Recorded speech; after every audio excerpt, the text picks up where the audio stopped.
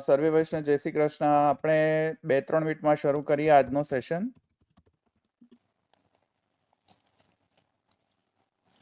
બધા જોડાઈ જાય એટલે આપણે શરૂ કરીએ આજનો સેશન. બધાને સર્વેને જય શ્રી કૃષ્ણ. અમારી સ્ક્રીન દેખાય છે ને બધાને? કોઈ કન્ફર્મ કરે ચેટની અંદર? સ્ક્રીન દેખાય છે બધાને?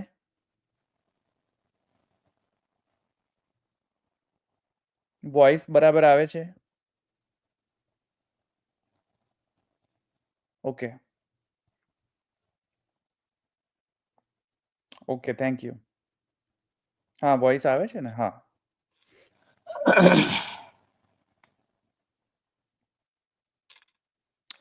આપણે 2 મિનિટમાં શરૂ કરીએ. બધા જોઈન થઈ જાય એટલે શરૂ કરીએ. રાધુબેન જય શ્રી કૃષ્ણ. દક્ષાબેન, તનિષ્ક, નલિની બેન, દિનેશભાઈ, પરવીન, બાલમુકુંદભાઈ, દીપાલીબેન, કનૈયાલાલભાઈ, કિરણ. ઠીક છે, બધા આવી ગયા છે. ધીરે ધીરે 2 મિનિટમાં આપણે શરૂ કરીએ. ઈશિતા બેન, દીપલ, અંજના. હા, તમને જય શ્રી કૃષ્ણ. વલ્લભ સુધા જય શ્રી કૃષ્ણ.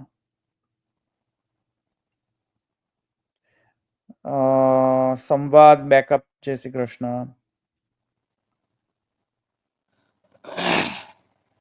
સુધાબેન જય શ્રી કૃષ્ણ. પારસ જય શ્રી કૃષ્ણ. ઓકે. બિંદુ બેન જય શ્રી કૃષ્ણ. હિના જય Shri Krishna. Okay, 30 seconds and we'll start. આજે નથી, ઈલાબેન નો ટોપિક નથી આજે, ગોવર્ધનભાઈ. આજે મારો ટોપિક છે. આજે ધવલભાઈ ઉપર ટોપિક છે, ઈલાબેન પર નથી. આજે આપણે ધવલભાઈને બહુ જ ખરી ખોટી સંભળાવવાની છે. એટલે આજે ધવલભાઈ ઉપર ન્યુક્લિયર એટેક કરવાનો છે આજે. એટલે નિલેશભાઈ એકદમ સુસજ્જ થઈને આવ્યા છે આજે ન્યુક્લિયર એટેક કરવા માટે. યા મારા વાલા, બરાબર છે મારા વાલા.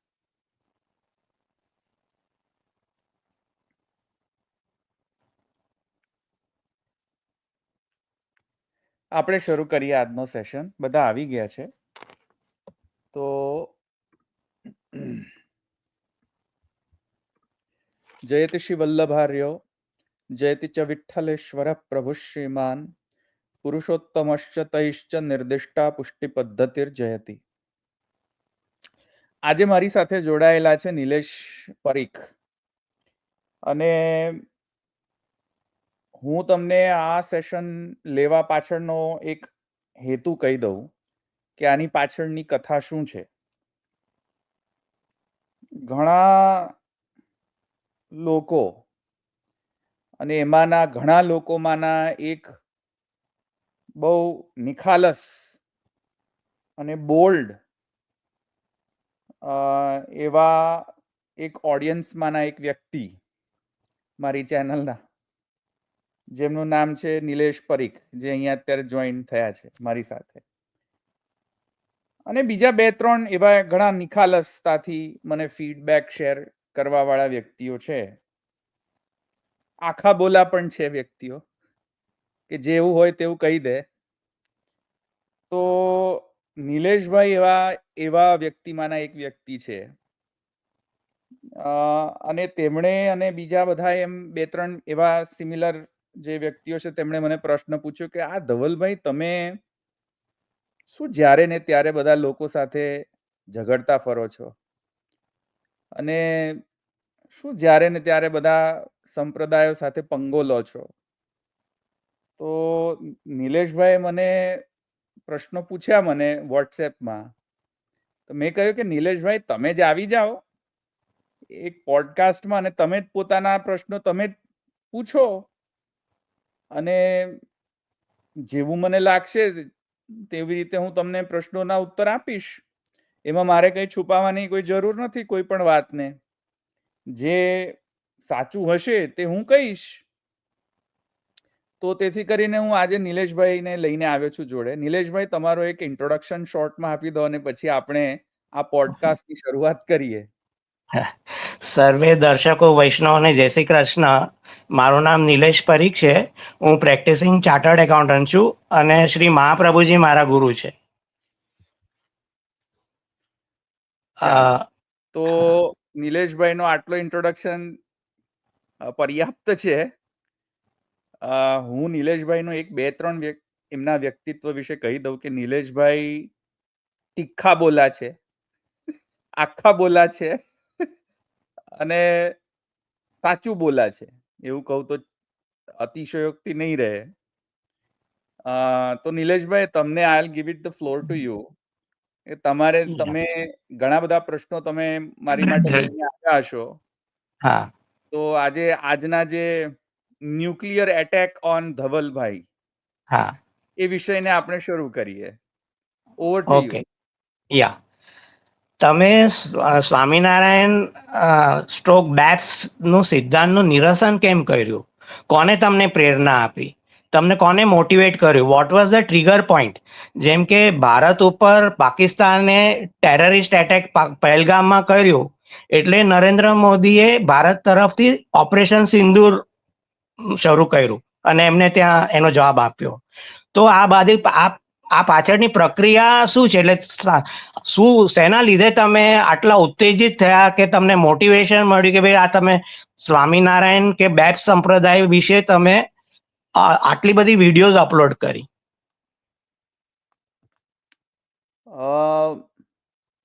એમાં એવું છે કે થોડી મારે કથા કહેવી પડશે એની બેકગ્રાઉન્ડ માટે. એક તો પહેલા હું એ ચોખવટ કરી દઉં કે મારે કોઈ પણ સંપ્રદાય વિશે કે સંપ્રદાયના જે મૂળ આચાર્ય છે તેમના વિશે, તેમના વિરોધમાં મેં કોઈ પણ વિડીયો આજ સુધી પબ્લિશ નથી કર્યા. એટલે કે સાંપ્રદાયિક કે ધર્મ ના જે મૂળ સિદ્ધાંતો છે અથવા તો સંપ્રદાયના જે મૂળ ગુરુઓ છે, મૂળ આચાર્યો છે, તેમના વિરોધમાં મેં કાંઈ પણ ક્યારે પણ વિરોધ નથી દર્શાવ્યો. જે વિરોધ દર્શાવ્યો છે મેં એ છે કે જ્યારે પણ કોઈ પણ સંપ્રદાય કે ધર્મ પોતાના મૂળ આચાર્ય અને મૂળ સિદ્ધાંતથી વેગળી વાત કરે અને ઉપરથી કેમ કે હું પુષ્ટિ માર્ગી છું, તો અને હું એના પહેલા સનાતની હિન્દુ ધર્મનો અનુયાયી છું. તો સનાતની હોવાના કારણે અને પુષ્ટિ માર્ગ હોવાના કારણે જો કોઈ ખોટી વાત કરે મારા આચાર્ય વિશે કે મારા સંપ્રદાય વિશે, તો જે ખોટી વાત કરે તેને હું સુધારવા માંગીશ અને તેનો વિરોધનો પ્રદર્શન કરીશ. તે મારો મુખ્ય ઉદ્દેશ્ય છે. તો સ્વામિનારાયણ સંપ્રદાય સાથે મારો જે એક પ્રકારનો એન્કાઉન્ટર કહો તો પણ કહી શકો છો, સંબંધ એવો શબ્દ નહીં વાપરું, પણ સ્વામિનારાયણ સંપ્રદાય વિશેનો સ્વામિનારાયણ સંપ્રદાય સાથેનો મારો encounter, first encounter in my life, એ હું તમને પહેલા કહેવા માંગુ છું. કારણ કે આખી બેકગ્રાઉન્ડ, મારી પર્સનલ બેકગ્રાઉન્ડ તમારે સમજવી પડશે અને પછી હું આ તમારા પ્રશ્નોનો ઉત્તર આપી શકું. તો થોડો સ્ટોરી તમે સાંભળો મારા પર્સનલ લાઈફની. એમાં એવું થયું કે હું 10મા ધોરણમાં હતો કે 9મા ધોરણમાં હતો અને ધાર્મિક પુસ્તકો વાંચવાનો મને બહુ શોખ. તે વખતે પુષ્ટિ માર્ગી નહોતો અને પુષ્ટિ માર્ગ વિશે હું થોડું ઘણું જાણતો હતો, પણ હું દીક્ષિત નહોતો અને ન તો મારા ઘરમાં કોઈ દીક્ષિત હતું. મારા ઘરમાં પણ પુષ્ટિ માર્ગીય ઓફિશિયલ ફોર્મલ દીક્ષા નહોતી લીધી. તો હું નાનો હતો અને હું ધાર્મિક પુસ્તકો વાંચવામાં ઇન્ટરેસ્ટેડ હતો. બાજુમાં અક્ષર પુરુષોત્તમ છાત્રાલય છે મારા ઘરના બાજુમાં, BAPS સંસ્થા દ્વારા સંચાલિત અક્ષર પુરુષોત્તમ છાત્રાલય. હવે એ છાત્રાલય નહોતું, છાત્રાલયની અંદર પાછું મંદિર હતું. હવે મંદિરની અંદર શું છે કે બાજુમાં જ, એટલે ચાલો ને ભાઈ આપણે મંદિર છે, ચાલો આપણે જઈ આવીએ મંદિર. અને જય સદુગુરુ સ્વામી તાલીઓ પાડીને હું આરતી કરવા જતો રોજ. આનંદ આવે, એમાં કઈ સરકાઝમ નથી. મને આનંદ આવતો કે અરે કેટલું સરસ ભજન કરી રહ્યા છે, તો આપણે જરા જઈને વિલ જોઈન ધેમ. હવે હું ગયો, 1 દિવસ ગયો, 2 દિવસ ગયો, 3 દિવસ ગયો, રેગ્યુલર જતો હું. 1-2 મહિના સુધી હું રેગ્યુલર જતો, અને એ મને બધું કંઠસ્થ થઈ ગઈ, એમની બધી આરતીઓ અને આખું જે એ લોકોની જે સભા, એ લોકો એમને સભા કે સભા ભરો, તો સભામાં હું જતો થઈ ગયો. સભામાં બધું જે આખો ક્રમ હોય, એ લોકોનું પ્રોસેસ આખી, એ બધી હું કરતો થઈ ગયો, એટલે હું એક્સપર્ટ થઈ ગયો એમાં. પછી મને એક દિવસ એક સાધુએ, કારણ કે એ સાધુ મને કોન્સ્ટન્ટલી વોચ કરતા હતા કે આ રોજ એક નવો બકરો આવેલો છે. એટલે તે વખતે શું છે કે હું નાનો હતો, એટલે મને ખબર નહીં કે આ બકરાની ખોજમાં છે. હલાલ કરી શકાય એટલે એને. હા, એટલે મને ખ્યાલ નહીં એવો બધો, કારણ કે આપણે તો શું છે કે નાની ઉંમરના બધા. એટલે પછી 2-3 મહિના સુધી કન્સિસ્ટન્ટલી ગયો સ્વામી એ અક્ષર પુરુષોત્તમ છાત્રાલયની અંદર મંદિરમાં. તો એક સાધુએ મને કહ્યું કે એ બધું પૂરું થઈ ગયું એમનો સભા, અને પછી છેલ્લે મને રોક્યો કે તું જતો નહીં, તું ઉભો રહે ત્યાં જ. હા, હજી તો કૃપા થઈ ગઈ મારી પર, આનંદ મારે ઘેર, સાધુ મારા ઘરે આવ્યા મારે લોલ, એટલે આનંદ થઈ ગયો મને તો. મેં કહ્યું કે હા, ઉભો રહીશું. આ છે હું મારી એજ હતી લગભગ 9મા ધોરણમાં, બરાબર છે ને, એટલે એવી રીતે સમજી લો ને તમે એજ. તો 9th સ્ટેન્ડર્ડમાં હતો, એટલે તે વખતે મને જ્યાં વધારે શું છે કે એવી કોઈ ખ્યાલ નહીં કે વ્યક્તિઓ કેવા હોય ને શું કરી શકે આપણા સાથે. એટલે મને એમ કે હા ચાલો, બહુ સારા આશયથી મને રોક્યો છે, તો કંઈક તો કરશે હવે, કંઈક તો મને પ્રસાદ આપશે, કંઈક તો લાડુ વગેરે કશું આપશે. તો એ અંદર ગયા નહીં, એમણે મને કહ્યું કે તું અહીંયા ઉભો રહો. મેં કહ્યું કેમ? કે નહીં, હું કંઠી લઈને આવું. એટલે એ ગયા અંદર કંઠી લેવા. હવે મને અંદર એવું થયું કે અરે ભાઈ, અંતરાત્મા મારી બોલી એમ કંઈક તો કશુંક તો થયું ને. તે વખતે પુષ્ટિ માર્ગ જાણતો નહોતો હું, તો મને એવું થયું કે યાર આ લોકો કન્વર્ટ કેમ કરે છે બળજબરી પૂર્વક. હજુ તો એ સાધુએ મને પૂછ્યું પણ નથી કે તારે કંઠી પહેરવી છે કે નહીં. પહેર્યા વગર, પૂછ્યા વગર જ સીધું કે હું ઉભો રહી અહીંયા કંઠી લઈને આવું.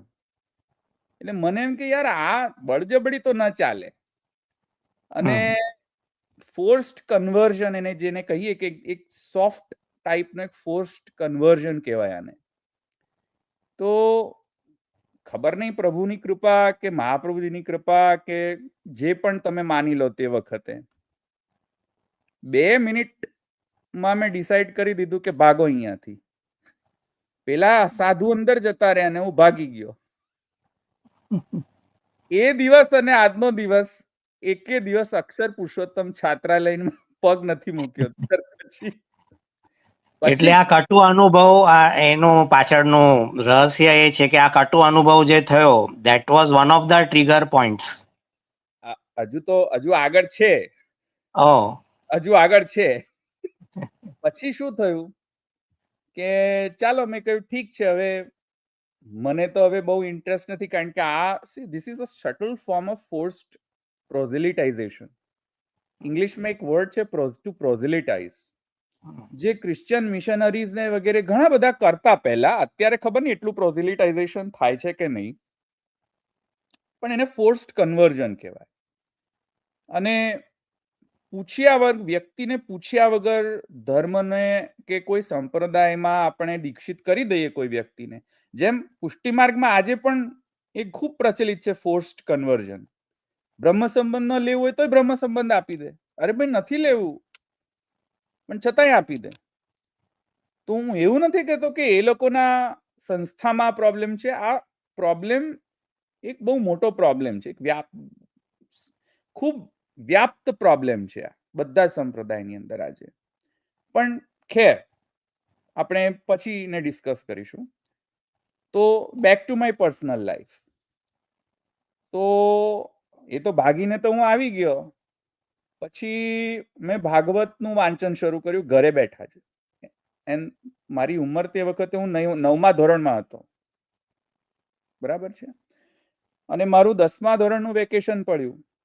તો 9મા ધોરણથી 10મા ધોરણ સુધીની જે મારી જે સમયગાળો હતો એમાં થોડું થોડું મેં ભાગવતનું વાંચન શરૂ કર્યું. પછી 10મા ધોરણનો જ્યારે વેકેશન પડ્યું ત્યારે તો મેં ફૂલ ફ્લેજ આ જ કામ, મારું વેકેશનમાં આ જ કામ. હવે ઘણા બધા ઘરમાં કે ભાઈ આ સાધુડો થઈ જશે કે શું કરશે ખબર નથી, આ શું કરવા બેઠો છે. કાંઈ વાંધો નહીં, મારા મમ્મીનું એન્કરેજમેન્ટ, મારા માતા પિતાનું એન્કરેજમેન્ટ ખૂબ હતું. એટલે પછી મેં ભાગવત વાંચ્યું, બધા પુસ્તકો વાંચતો થયો, ફિલોસોફીના પુસ્તકો તે વખતે વાંચતો થયો 10મા ધોરણના વેકેશનમાં. અને તે વખતે હું પુષ્ટિ માર્ગી નહોતો, દીક્ષિત નહોતો માઇન્ડેડ. પછી હું મારા ગામે ગયો. હવે મારું ગામ છે ધર્મજ, હું ચરોતરનો પટેલ. એટલે હું અવારનવાર વેકેશનમાં ધર્મજ જતો રહું. હવે ધર્મજમાં શું થયું કે મારા બધા જેટલા પણ કાકા કઝિન્સ, મારું ઘણું મોટું ફેમિલી છે. મારા જે પિતાના સાઈડે જે આખું ફેમિલી છે તે ઘણું મોટું ફેમિલી છે અમારું. તો તેમાં મારા એક કાકા, most of by the way મારા આખા કુટુંબમાં 80% સ્વામિનારાયણ સંપ્રદાયના અનુયાયી છે મારા કુટુંબમાં. 80%. એટલે મેજોરિટી એ સ્વામિનારાયણ સંપ્રદાય, આખું ફેમિલી. હવે એમાં હું વેકેશનમાં જઉં એટલે શું છે કે મને આ ફોર્સ્ડ કન્વર્ઝન ગમે નહીં પહેલેથી, નાનપણથી. એટલે તમે જો મને એમ કહો કે ધવલ તું આ કર, તો હું એ ડેફિનેટલી નહીં કરું જો મને ફોર્સ કરે. એટલે તે વખતે હું વેકેશનમાં ગયો તો બધાને મેન્ડેટરી એક પ્રકારનું ફરજિયાત સભામાં જવાનું સાંજે 7 વાગે. હવે મને કંટાળો આવે કે યાર તમે ધર્મની બાબતમાં મને કેમ ફોર્સ કરો. અને મારા બધા કાકાના કઝિન્સ જો સાંભળતા હશે આ પોડકાસ્ટને, તો કદાચ મારી પર ગુસ્સે થઈ જશે કે યાર આ બધું અત્યારે પર્સનલ લાઈફ શું કરવા ડિસ્કસ કરવાની અહીંયા જો. પણ તમે પ્રશ્ન પૂછ્યો એટલે હું તમને કહું છું કે ક્યાંથી શરૂ થયું બધું. તો મારા કાકાએ કહ્યું કે ચલો બધા જ જાઓ સભાની અંદર, રોજ જવું પડશે, ચલો બધા એક એક કરીને. હવે હું રેબેલિયન એક પ્રકારનો, મેં કહ્યું હું નહીં જઉં. તો કે એ ન ચાલે, બધાએ જવું પડે સભાની અંદર. એટલે મેં કહ્યું જો ભાઈ તમે ગલતી કરો છો, મને સભામાં ન લઈ જશો. તો કે ના, બધાએ જવાનું છે સભાની અંદર. તો મેં કહ્યું સારું ચાલો ત્યારે, હવે બધા હવે કાકા કહે છે તો જઈએ, હવે મોટા કાકા કહે છે તો જઈએ આપણે. રિબેલિયન નું પાસું તો તમે વિડીયોઝ જે અપલોડ કરી એના ઉપરથી બી દેખાઈ આવે છે. આમ તો પણ હવે શું થાય, હવે તો વ્યક્તિના ડીએનએ માં હોય તો શું થાય. એટલે મને ગમતું નહીં. મને શું ગમ્યું કે જે સાચું હોય, જે નેચરલી કન્વિન્સ કરીને જે વ્યક્તિને ધર્મના અનુસરણ કરવામાં પ્રેરિત કરે, એ સાચો ધર્મ અને એ સાચો સંપ્રદાય. Forced conversion is not good. એટલે એવા વ્યક્તિઓ અને એવા જે કાંઈ પણ જે મેકેનિઝમ છે એના પ્રત્યે મને ખૂબ જ વિરોધ હતો તે વખતે. એટલે મને ત્યાં ખેંચીને લઈ ગયા સભાની અંદર. હવે સભાની અંદર એક મને લાગે છે કે તે સોખડાવાળા સ્વામિનારાયણ સંપ્રદાય વાળા હતા. બીએપીએસ સંસ્થાના નહોતા. કદાચ મને એવું યાદ હોય તો, કારણ કે ખૂબ સમય થઈ ગયો, હવે તો ઘણો સમય થઈ ગયો. એટલે હું ગયો સભાની અંદર. તે વખતે મારી ઉંમર 10મા ધોરણમાં હતી, બરાબર છે? એટલે એ પ્રકાર સમજી લો તમે. 10મા ધોરણમાં હતો હું તે વખતે. હવે એમણે તો શરૂ કર્યું, અક્ષર અક્ષર અક્ષર અક્ષર અક્ષર અક્ષર નો જાપ ચાલુ કર્યો કે અમારા ગુરુ અક્ષર છે ને તમે અને સ્વામિનારાયણ ભગવાન જે પુરુષોત્તમ છે, અક્ષર છે, અક્ષર છે. તો મેં કહ્યું કે તે વખતે મને આખી આ લોકોની ફિલોસોફી ખબર નહોતી. એટલે મેં પ્રશ્ન રેઝ કર્યો. બધા જ ચૂપચાપ સાંભળતા હતા. મેં હેન્ડ્સ રેઝ કર્યો કે સ્વામીજી, એક ક્વેશ્ચન છે મને. તો સ્વામીજી કે ભાઈ આ યાર આ કોણ પ્રશ્ન કરતો વચ્ચે આવી ગયો? એટલે પછી મેં કહ્યું કે સ્વામીજી આ અક્ષર એટલે શું? તો સ્વામીજીને તો જવાબ જ ના આવડ્યો કે અક્ષર એટલે શું. એ કે ગુરુ એટલે અક્ષર. અરે મેં કહ્યું ગુરુ એટલે અક્ષર, એટલે પણ અક્ષર શબ્દનો અર્થ શું? કે નહીં, એ તો આપણે પછી મળીને તમને સમજાવી દઈશ. અને પછી હું બહાર નીકળ્યો એટલે બધા મારી પર તૂટી પડ્યા કે યાર તને ખબર પડે છે કે નહીં? સ્વામીજીને આવા પ્રશ્નો પૂછાય? યાર તને ખબર પડે છે કે નહીં? તું તો ગમે ત્યાં કંઈ પણ પૂછી લે. અરે મેં કહ્યું મેં શું કર્યું? મેં તો ખાલી અક્ષર શબ્દનો અર્થ પૂછ્યો, ખાલી કે અક્ષર શબ્દનો અક્ષરનો અર્થ અક્ષરાર્થ શું છે એ તો સમજાવો પહેલા. કે નહીં, એ બધું નહીં પૂછવાનું. અને તે વખતે હું ભાગવત અને ગીતા બંને વાંચતો હતો, અને ગીતામાં એ અક્ષર શબ્દનો અર્થ આવે છે. એટલે મેં કહ્યું કે યાર આ લોકોને તો કશું ખબર જ નથી, અને ઉપરથી ફોર્સ્ડ કન્વર્ઝન કરાવે છે. એટલે મને એક પ્રકારની શું છે કે એક પ્રકારનો એવો ઇમોશન ડેવલપ થઈ ગયો કે ભાઈ આ ફોર્સ્ડ કન્વર્ઝન જે કરે છે ને આ સંપ્રદાય, એને હું સતત વિરોધ કરીશ મારી લાઈફ સુધી. મારી લાઈફમાં સતત હું આને વિરોધ કરીશ કે જે ફોર્સ્ડ કન્વર્ઝન કરાવે છે, એ મારો સંપ્રદાય હોય ગ્રંથિ બંધાઈ ગઈ, એટલે કોઈ પણ ગ્રંથિ કહો કે એક્સપિરિયન્સ કહો કે જે પણ હોય, પણ કોઈ પણ સંપ્રદાય હોય, ખાલી સ્વામિનારાયણ કે બીએપીએસ સંસ્થા કે કોઈ એવું કશું નહીં, કોઈ પણ તમે ફોર્સ્ડ કન્વર્ઝન કરો ને એના સાથે મારો સતત વિરોધ છે. કોન્સ્ટન્ટ વિરોધ કરીશ, હું કરતો જ રહીશ ફોર્સ્ડ કન્વર્ઝન અગેન્સ્ટ. તો આ એક પહેલો એન્કાઉન્ટર. બીજો એન્કાઉન્ટર, સમય ગયો, હું દીક્ષિત થઈ, મને લાગે છે કે હું 11 સ્ટેન્ડર્ડના વેકેશનમાં હું દીક્ષિત થયો પુષ્ટિ માર્ગની અંદર. તો 10મા ધોરણમાં હું અક્ષરધામ ગયો. હું લોકેશન નહીં કહું, પણ અક્ષરધામમાં ગયો હું 10મા ધોરણ એ જ સમયગાળાની અંદર. મેં એક મૂવી જોઈ અંદર, કારણ કે એ અક્ષરધામમાં શું હોય છે કે બધાને પાસ આપે ને પછી એ આખું અક્ષરધામ તમારે જોવું હોય તો એમાં એક એ લોકોની ટૂર હોય. એ ટૂરની અંદર એક થિયેટરમાં જવાનું ને એક મૂવી જોવાની કે ભાઈ સ્વામિનારાયણ ભગવાન કોણ હતા અને અક્ષર પુરુષોત્તમ કોણ છે ને આખી હિસ્ટ્રી કેવી રીતે, ને સ્વામિનારાયણ જે છે સહજાનંદ સ્વામી કઈ રીતે એમને પ્રકટ થયા અને કેમ પ્રકટ થયા, એ મૂવી જોતો હતો. હવે એ દરમિયાન શું છે કે હું પુષ્ટિ માર્ગના સંસ્કાર મને ધીરે ધીરે આવતા રહેતા હતા, કારણ કે એની પુસ્તકો વાંચતો હતો હું, અને મહાપ્રભુ વલ્લભાચાર્યજીનું પણ ચરિત્ર મેં વાંચ્યું હતું તે વખતે. અને આ મૂવી મેં જોઈ અક્ષરધામમાં જઈને એ લોકોના થિયેટરમાં. હવે એ મૂવીની અંદર એમણે એમ કહ્યું કે સહજાનંદ સ્વામી કેમ પ્રકટ થયા. તેમણે એમ કહ્યું કે વલ્લભાચાર્યના માર્ગની અંદર ખૂબ કરપ્શન હતું, એટલે કરપ્શનના કારણે એટલો બધો અધર્મ વધી ગયો કે એ વલ્લભાચાર્યજીના વૈષ્ણવ માર્ગમાં એટલું બધું કરપ્શન વધી ગયું કે એના અધર્મને નાશ કરવા માટે અને ધર્મનું સંસ્થાપન કરવા માટે, જેમ ભગવદ્ ગીતામાં કહ્યું છે કે ધર્મ સંસ્થાપનાર્થાય સંભવામિ યુગે યુગે, તો એટલે ભગવાન શ્રી સ્વામિનારાયણ ભગવાન જે છે તે અવતરિત થયા ભૂતલ પર આ અધર્મનો નાશ કરવા માટે અને ફરીથી ધર્મનું સંસ્થાપન. એટલે મારી આઈબ્રોઝ ઊંચી થઈ ગઈ કે અરે ભાઈ આ તો યાર ખોટું છે, આ તો સરાસર ખોટું છે. વલ્લભાચાર્યજીનું ચરિત્ર મેં હમણાં જ વાંચીને આવ્યો છું ને આ તો ગપ્પા મારે છે બેઠા બેઠા, આ તો ગપોડાના ટટ્ટુ હાંકે છે 10મા ધોરણ. એટલે આ બીજો એક કડવો અનુભવ થયો કે આ તો ગપ્પા જ મારે છે, સત્ય સાથે કોઈ લેવા દેવા જ નથી.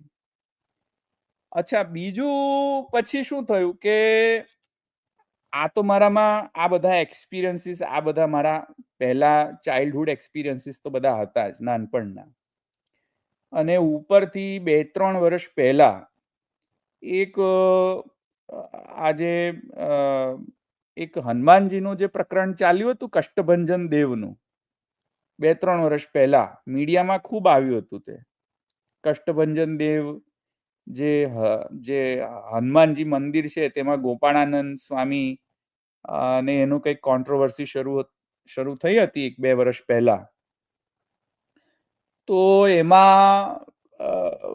એમાં ફરીથી પાછું આ બધું આવ્યું કે ભાઈ ભગવાન કૃષ્ણ વિશે આમ બોલ્યા અને હનુમાનજી વિશે આમ બોલ્યા, સનાતન હિન્દુ દેવી દેવતાઓ માટે આમ બોલ્યા. તો મેં કહ્યું કે આ મીડિયાનો તો શું છે કે ટેવ છે કે કોઈ પણ નાની વસ્તુ એ વધારી ચડાડીને બોલે. તો જરા પહેલા તો આપણે એ જે સંપ્રદાયના જે મૂળ સિદ્ધાંત છે આપણે વાંચીએ. એટલે મેં એ લોકોના મૂળ સિદ્ધાંત વાંચ્યા, શિક્ષાપત્રી વાંચી. શિક્ષાપત્રીનું જે દીપિકા જે ટીકા છે શતાનંદ મુનિ દ્વારા કૃત, એ આખી સંસ્કૃતમાં વાંચી. 2-3 વર્ષ પહેલાની વાત કરી રહ્યો છું. અને પછી એ બધું વાંચ્યું અને પછી બીએપીએસ સંસ્થાની અમુક પુસ્તકો વાંચી. તો એમાં આ લોકો એમ કહે છે કે ભાઈ ભગવાન કૃષ્ણ જે છે એ તો સામાન્ય દેવ છે અને સ્વામિનારાયણ ભગવાન છે, અવતારી છે, મૂળ છે. અને ભગવાન કૃષ્ણ જે છે તે તો એકમાત્ર એમના શું છે કે એક દેવ છે. એટલે એ લોકો સ્પેસિફિકલી વર્ડ વાપરે છે દેવ. એ લોકો સહજાનંદ સ્વામી દેવ નહીં કે, એ લોકો એમ કહેશે કે સ્વામિનારાયણ ભગવાન એમ કહેશે. જો શબ્દોનો જાળ કેવો છે એ લોકોનો, કે એ લોકો સ્વામિનારાયણ ભગવાન કહેશે. પણ શ્રી કૃષ્ણ કે લક્ષ્મીનારાયણ ભગવાન નહીં કે, લક્ષ્મીનારાયણ દેવ કે છે. એક દેવ છે અને કૃષ્ણ એ દેવ છે, સ્વામિનારાયણ ભગવાન છે એમ કે છે. એટલે મેં કહ્યું ચાલો ભાઈ ભગવાન દેવ ભગવાન ગમે તે, ચાલો ને જે પણ બોલવું હોય તે બોલો, પણ આપણે તમારી ફિલોસોફી શું છે. એટલે મેં આખી શિક્ષાપત્રી વાંચી ફિલોસોફી સમજવા માટે. તો ત્યાં તો મને એવું ચોખ્ખું મને સમજમાં આવ્યું કે ભાઈ સહજાનંદ સ્વામીનો કોઈ બેડ ઇન્ટેન્શન છે જ નહીં. સહજાનંદ સ્વામી તો ખૂબ સુંદર શ્રેષ્ઠતમ સિદ્ધાંત આપ્યો છે કૃષ્ણ ભક્તિનો ને કૃષ્ણ સેવાનો, અને કૃષ્ણ જ એક જ માત્ર સર્વ અવતારના અવતારી છે, મૂળ છે. તો મેં કહ્યું કે આ બીએપીએસ સંસ્થા આમ કેમ કહી રહી છે અને એ લોકોનો ફિલોસોફી શું છે. એટલે પછી મેં શોધખોળ કરી આ બધાની, ત્યારે મને ખબર પડી કે આ લોકોનું તો કંઈક અલગ જ સિદ્ધાંત છે. સહજાનંદ સ્વામી કહે છે કે વિશિષ્ટાદ્વૈતમાં માનીએ છીએ અમે, અને આ બીએપીએસ સંસ્થા એમ કે છે નહીં વિશિષ્ટાદ્વૈત નહીં, વિશિષ્ટાદ્વૈત. અને મેં કહ્યું વિશિષ્ટાદ્વૈત એટલે શું વળી તે પાછું. એટલે પછી મેં અભ્યાસ કર્યો, ખૂબ ગહન અભ્યાસ કર્યો. જે લોકો એમ કહે છે કે તમે અભ્યાસ નથી કરતા, તો મેં શિક્ષાપત્રી ઉપરની ટીકા શતાનંદ મુનિ દ્વારા સંસ્કૃતમાં, કોઈ ગુજરાતી ભાષાંતર નહીં, કેમ કે હું સંસ્કૃતનો જાણકાર છું થોડો ઘણો, પાણીનીય વ્યાકરણ દ્વારા શીખ્યો છું. મારા ગુરુ છે ગીતાબેન ગાંધી, તો પાણીનીય સૂત્ર દ્વારા શીખેલો છું. તો એ બધાનો મેં અધ્યયન કર્યો. વાર્તા, એ લોકોના જે સત્સંગી જીવન અને વચનામૃત, ગઢડા વચનામૃત વગેરે ઘણા બધા વચનામૃત, આખો ઘણો મોટો ગ્રંથ છે વચનામૃત ગ્રંથ, એ પણ મેં વાંચ્યો. અને પછી મને એમ થયું કે ભાઈ આ તો ગપ્પા છે બધા. કૃષ્ણ અહીંયા સહજાનંદ સ્વામી તો કૃષ્ણને સર્વ અવતારના અવતારી, પૂર્ણ પુરુષોત્તમ અને ઈષ્ટદેવ માને છે સ્વામિનારાયણ સંપ્રદાયના, પોતાના સંપ્રદાયના.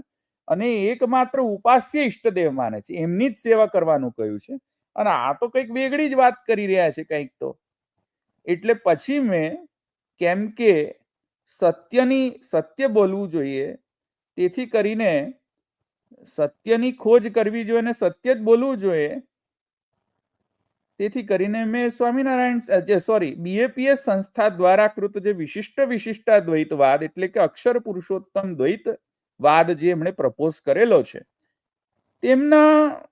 તેમનો મેં અભ્યાસ કર્યો અને એમાં શ્રુતિ પુરાણ ઇત્યાદિ વચનથી કઈ રીતે એ સંગતિ નથી, કઈ રીતે આ શ્રુતિથી સંમત વાદ નથી, એને મેં ઉજાગર કર્યું. એમાં કોઈ ગાલી ગલોચી નથી કે કંઈ જ નથી, એક શુદ્ધ સ્વસ્થ ચર્ચા છે જે આપણી પરંપરાની અંતર્ગત આપણને પ્રાપ્ત છે.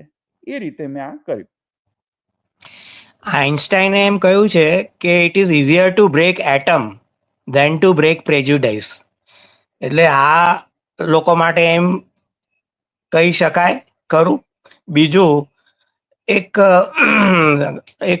ગીત છે કે जिस गली में तेरा घर न हो बालमा उस गली में से गुजरना नहीं, जो डगर तेरे द्वारे जाती न हो उस डगर पे पाँव रखना नहीं.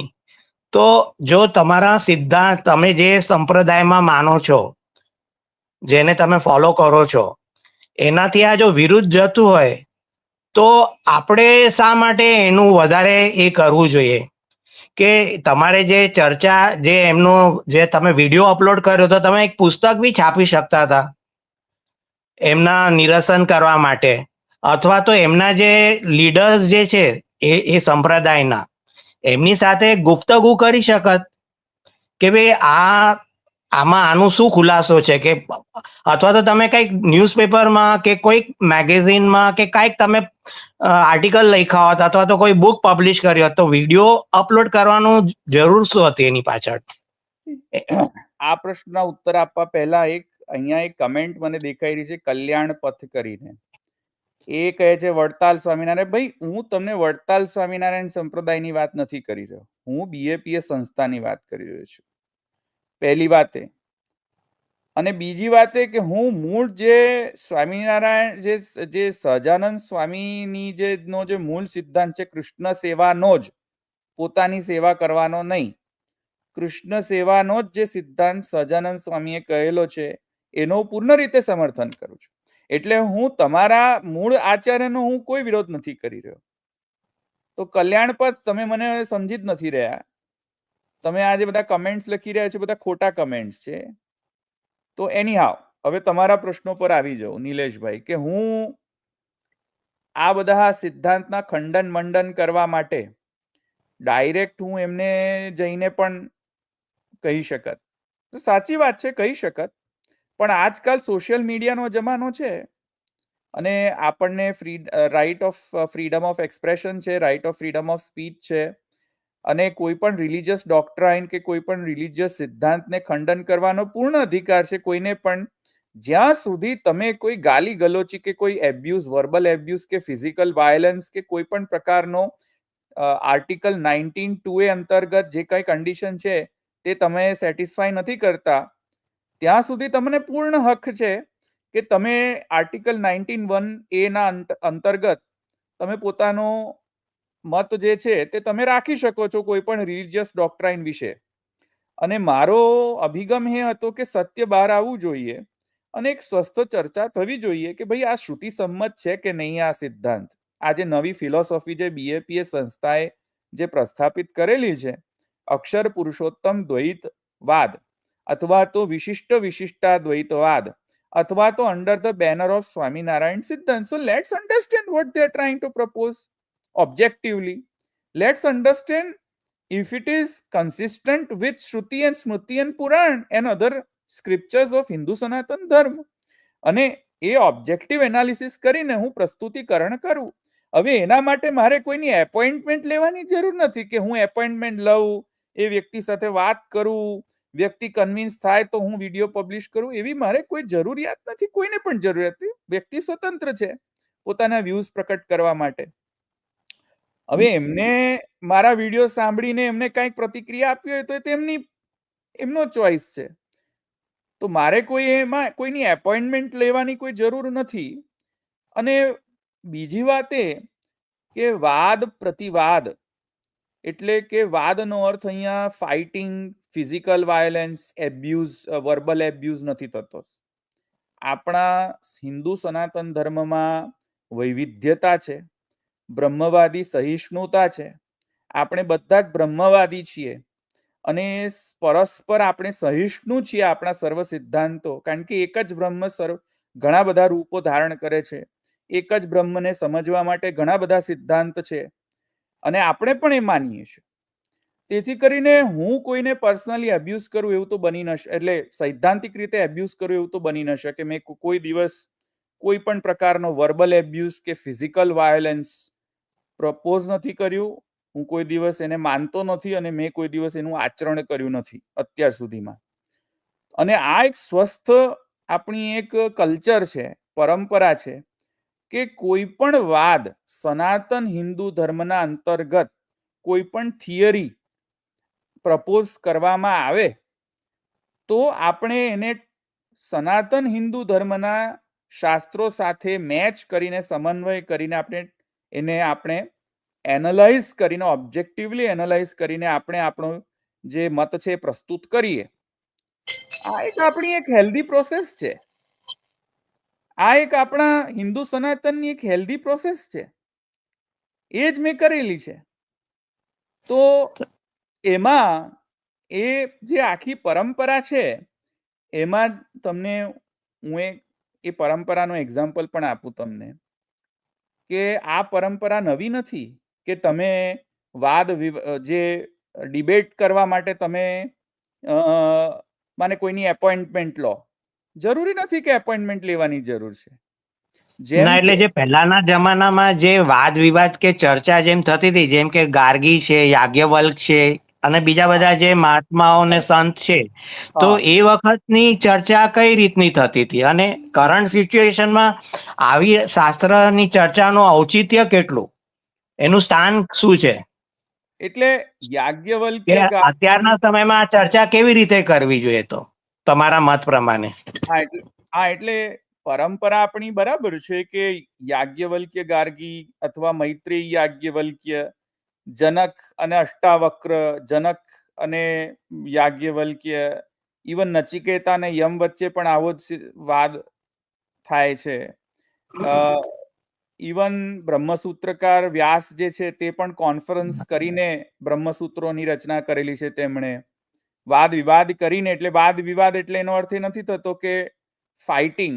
વાદ વિવાદ એટલે કે ડિબેટ, આ healthy discussion, healthy discussion and healthy debate. તો એ વાત સાચી છે, પણ આજનો જમાનો જે છે એમાં સહિષ્ણુતા ઓછી થઈ ગઈ છે અને એના ઘણા બધા એક્ઝામ્પલ્સ છે. સહિષ્ણુતા ઓછી થઈ ગઈ છે, પ્લસ ગ્લોબલાઇઝેશન થઈ ગયેલું છે. હું અત્યારે બેઠો છું અમેરિકાની અંદર. હવે હું ખાલી વાદ વિવાદ કરવા માટે જે વ્યક્તિએ સ્વામિનારાયણ સિદ્ધાંત લખ્યો છે એની અપોઇન્ટમેન્ટ લેવા બેસું કે ક્યારે મને રિપ્લાય કરે, ક્યારે ઈમેલથી રિપ્લાય કરે, ક્યારે હું એ અપોઇન્ટમેન્ટ એક્સેપ્ટ કરે અને ક્યારે હું જઉં? This is a fast-paced environment. This is technological innovations happening in this era. Who is going to wait for taking an appointment for meeting in person? COVID-19 ની અંદર કોઈ પણ ઇન પર્સન એપોઇન્ટમેન્ટ આપતું નહોતું, બધા જ રિમોટલી કરતા હતા કામ. તો ફટાફટ કામ થવું જોઈએ, ફટાફટ જે વિચારની આપલે થવી જોઈએ. ટેકનોલોજીકલ એડવાન્સમેન્ટ્સ છે, તો આ ટેકનોલોજીકલ એડવાન્સમેન્ટ્સના કારણે the world has become a smaller and smaller place. તો એના કારણે જલ્દીથી ઇન્ફોર્મેશન સ્પ્રેડ થાય અને જલ્દીથી એની પ્રતિક્રિયા આવે ટેકનોલોજીકલ એડવાન્સમેન્ટ્સના કારણે. તો ઇનફેક્ટ આપણે બધાએ તો સોશિયલ મીડિયાનો ઉપયોગ કરીને, સદુપયોગ કરીને આપણા જે વિચારો છે તેને પ્રકટ કરવા. જે એપોઇન્ટમેન્ટની વેટ કરવાની જરૂર નથી, કે ઇન પર્સન મીટિંગ કરવાની કોઈ જરૂર નથી. ધવલભાઈ, હું એક લોકવાયકા કહું છું કે જે મને જે સાંભળવામાં આવ્યું છે ને જે લોકોએ મને કહ્યું છે, એટલે મારી વાત નથી કરતો, પણ હું ઇન જનરલ એક કોમન ક્વેશ્ચન તમને કરું છું કે ભાઈ તમને ન્યૂઝ સેન્સેશનલાઇઝ બહુ તમે કરો છો કે તમે આ વિડીયો અપલોડ કરીને તમારી વ્યુઅરશિપ વધે, તમારી પોપ્યુલારિટી વધે, શું એ એક આશય છે? આ તો એક અને તમે જેમ આપણે વસુધૈવ કુટુંબકમમાં માનીએ છીએ, અને મહાપ્રભુજી બી કહે છે કે સર્વવાદ અનવસરણ નાનાવાદ અનુરોધિત. તો ભાઈ એ લોકોને જે માનવું એ માને, એ લોકોનું હેડેક છે. આપણું જે આપણે જેમાં માનીએ છીએ એ આપણે એને ફોલો કરીએ. એ આપણે લોકોને શા માટે આ પડોજનમાં પડીએ? એ લોકોને માનવું હોય તે માને, વાત સાચી છે. પણ એ લોકો જો આપણા આચાર્યના માટે ગાલી ગલોચ કરતા હોય તો હવે નાના વાદાનુરોધિતાની તરીકે આપણે ચલાવી લેવું જોઈએ? ના. ગાલી ગલોચ કરે, એ લોકો નોન ફેક્ચ્યુઅલ વસ્તુ કે ગપ્પા મારે, તો એને શું ચલાવી લેવું? એ પણ નાના વાદાનુરોધિત સર્વવાદાનવસરમ નાના વાદાનુરોધિત, એટલે કે જે હાંક હોય તે ચાલે ગઈ. દાઈનો ઘોડો રમતો જમતો છૂટતો, જે બોલવું હોય તે બોલો ને તમારે. એટલે આચાર્ય ચરણોને એમ કે તમે આચાર્ય ચરણો મહાપ્રભુ વલ્લભાચાર્યજી માટે ચૈતન્ય ચરિતામૃતની અંદર એવું વિધાન છે કે આ બધા હંસોની વચ્ચે, ગોરા ગોરા લોકો હંસોની વચ્ચે, કારણ કે મહાપ્રભુજી શ્યામ હતા, શ્યામ બગલો છે. Is this your respect to my very very Acharya? Bed. હા. એટલે હંસો એટલે બધા ગોરા ગોરા બધા હતા તે વખતે. હા. તો હંસોની સભામાં બગલો. મહાપ્રભુજી સાઉથના, મહાપ્રભુજી શ્યામ વર્ણના. એટલે ઉપમા જો કેવી આપે છે આચાર્ય ચરણો માટે. તો તમે રિસ્પેક્ટ આપતા ન હો તો પછી અમારે તમને તમારું મિરર તો બતાવવું પડે ને કે see what this is what you are. તો એના માટે આપણા આચાર્ય બાળકો કેમ કઈ? એક minute let me finish this. તો પહેલી વાત આ. બીજી, એ લોકો એમ કે છે કે મહાપ્રભુ વલ્લભાચાર્યજીએ અધર્મ ફેલાવ્યો એટલે સહજાનંદ સ્વામીએ પ્રાકટ્ય લીધું. અમુક પુસ્તકોમાં એવું લખે છે લોકો. પુષ્ટિ માર્ગની અંદર ઘણો અનાચાર ચાલ્યો, તેથી કરીને સહજાનંદ સ્વામીએ અવતાર લીધો. અરે ભાઈ, સહજાનંદ સ્વામી અવતાર લે એમાં પુષ્ટિ માર્ગને શા માટે સંડોવો છો? સહજાનંદ સ્વામીને અવતાર લેવો હોય તો ઇન્ડિપેન્ડન્ટ લઈ શકે છે ને અવતાર. તમે એના કારણે પુષ્ટિ માર્ગને કેમ બદનામ કરી રહ્યા છો? અને એવું ક્યાં લખ્યું છે કે સહજાનંદ સ્વામી અવતાર લીધો કે આના કારણે, પુષ્ટિ માર્ગના અધર્મના કારણે?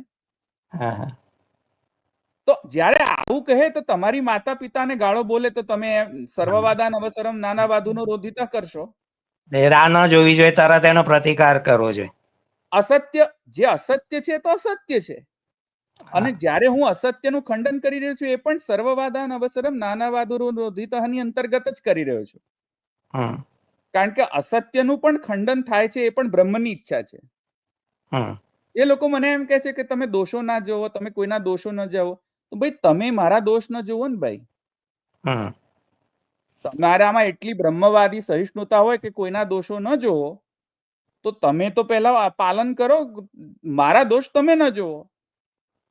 એવી રીતે સર્વવાદાન અવસરમ નાના વાદાનુરોધિત વાત પરફેક્ટલી સાચી છે, પણ અસત્યનું સત્ય રૂપથી ખંડન કરવું એ પણ નાના વાદાનુરોધિત છે બ્રહ્મની. બ્રહ્મની એવી ઈચ્છા છે કે ધવલભાઈ વિડીયો પ્રોડ્યુસ કરે અને એ વિડીયો પ્રોડ્યુસ દ્વારા અસત્યને ઉજાગર કરે અને સત્યને ઉજાગર કરે અને અસત્યને બસ્ટ કરે. એમની ઈચ્છા છે કે હું એ પ્રશ્ન તમને પૂછું ને તમે જવાબ આ રીતે આપો. તમે તો શું એ બ્રહ્મની ઈચ્છા નથી? હા, ફિલોસોફિકલી આઈ કેન આર્ગ્યુ. બરાબર છે. તો વાત એ છે એક અત્યારના જ હમણાંના જ ગૌડ સંપ્રદાયના ગોસ્વામી, ગૌડ સંપ્રદાયના, આપણા સંપ્રદાયના ગોસ્વામી નહીં હો, હું એમનું નામ નહીં લઉં, પણ ગૌડ સંપ્રદાયના ગોસ્વામી, એમણે શું વિધાન કર્યું તમે જુઓ. એ કહે છે કે પ્રેંખ પર્યંક શયનમ કીર્તન એ ચાઇલ્ડ પોર્નોગ્રાફી છે. ગુસાઈજીએ ઓહ. ચાઇલ્ડ પોર્નોગ્રાફી લખેલી છે. પ્રેંખ પર્યંક શયનમ ચિરવિરહ તાપ હરમતિ રુચિર મીક્ષણમ, એ તમે લોકો ચાઇલ્ડ પોર્નોગ્રાફીને પ્રમોટ કરો છો. ગુસાઈજી ચાઇલ્ડ પોર્નોગ્રાફીને પ્રમોટ કરવા લખેલું છે. હવે તમે મને કહો કે મારા આચાર્ય ઉપર આ જ્યારે વાત આવતી હોય અને ખોટું અસત્ય, જ્યારે અસત્ય વાત ફેલાવા એ લોકો ફેલાવતા હોય, જ્યારે એ લોકોના ગૌડ સંપ્રદાયનો જ એક શિષ્ય આવીને એમ કે વ્રજ ભાષા એક ફૂંહડ ભાષા છે, જ્યારે એ લોકોના ગૌડ સંપ્રદાયનો શિષ્ય આવીને એમ કહે કે આપણે સેક્સ્યુઅલ એક્ટિવિટીઝ, પુષ્ટિ માર્ગનો સિદ્ધાંત એ છે સેક્સ્યુઅલ એક્ટિવિટીઝને પ્રમોટ કરો, એમ કહી જતો હોય, જ્યારે એ લોકોનો ગૌડ સંપ્રદાયનો એ જે શિષ્ય એમ કહેતો હોય કે વ્રજ ભાષા એ ફૂંહડ ભાષા છે અને હું એને સહન કરી લઉં, એટલે આ બધી અસત્ય વાત જે એ લોકો ફેલાવી રહ્યા છે એ ડિપ્લોમેટિક સાયલેન્સને અંદર દબાવી દો. અત્યારે પુષ્ટિ માર્ગના ગોસ્વામી બાળકો, અમુક ગોસ્વામી બાળકો, બધા આખા હું ગોસ્વામી વર્ગને નથી કહી શકતો કારણ કે મને ખબર નથી કે બધા છે કે નહીં, મને એટલી નોલેજ નથી, પણ અમુક ગોસ્વામી બાળકો believes in maintaining diplomatic silence. મૌનમ સંમતિ લક્ષણમ. ચૂપ રહેવાની ડિપ્લોમેટિક સાયલેન્સ શીખી ગયા છે અમુક ગોસ્વામી બાળકો. જે બોલતો એ બોલવા દો ને, આપણે તો ચૂપ રહો, બોલો નહીં કાંઈ પણ. અચ્છા, એ અમુક ગોસ્વામી બાલક, આ જે ગૌડ સંપ્રદાયનો જે ગોસ્વામી જેને એમ વિધાન કર્યો હતો કે પ્રેંખ પર્યંક શયનમ ચાઇલ્ડ પોર્નોગ્રાફી છે ગુસાઈજીની, એની સાથે સેમિનારમાં સીટ શેર કરે છે.